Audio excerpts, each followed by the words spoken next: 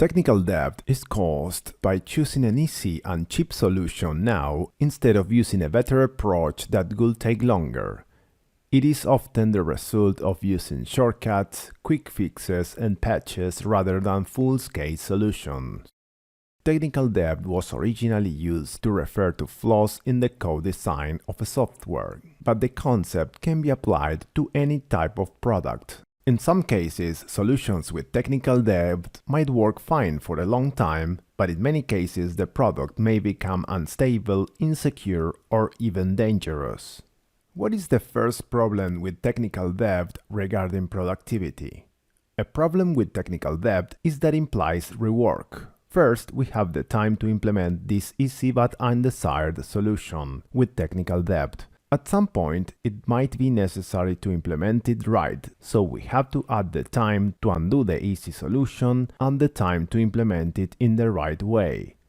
That process is also referred as paying the technical debt, so as you can see, the total time and effort used is a lot more than if we have avoided the technical debt and implemented it correctly from the beginning.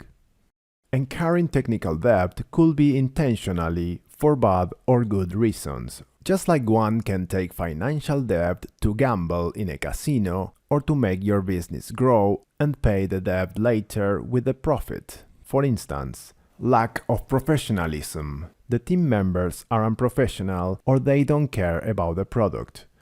Accumulated technical debt. The product has so much technical debt that it seems impossible to implement new features correctly.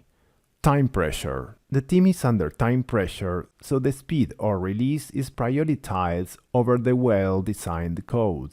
Lack of components. The team needs a spare part for the product that is not available and they need an alternative solution. Proof of concept, experiments, or MVP. The team is doing a proof of concept or MVP and prefers to deliver something with technical debt to test the demand of the product in the market rather than building something technically perfect that nobody wants. Technical debt can also be unintentionally. For instance, lack of knowledge. The team members are too junior and they don't know the best practices or the right design patterns for the problems. New technologies. The team is using a new technology or framework and is not aware of the best practices for it. When a team continuously incurs technical debt without paying it, it might cause several problems. Spaghetti code. The internal design of the product might become very messy and look like spaghetti code and with high coupling. The product may become unstable, dangerous, or insecure.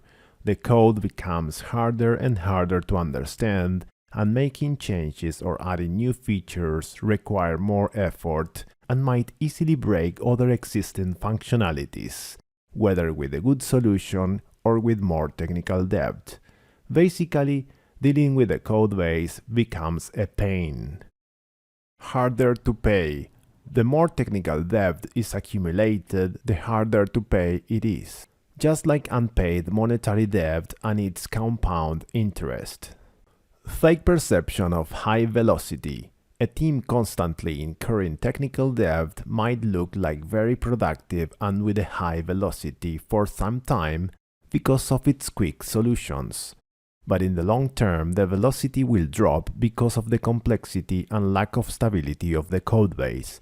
This can also cause an addiction by the stakeholders or product owner to see fast deliveries and will make hard to accept in the future the high cost of maintenance and fixing bugs, and furthermore to accept that the code is garbage and it needs to be refactored. The metaphor technical debt was originally created by Cunningham to frame how to think about dealing with this craft, to explain to his boss as an analogy to financial debt. The extra effort that it takes to add new features is the interest paid on debt.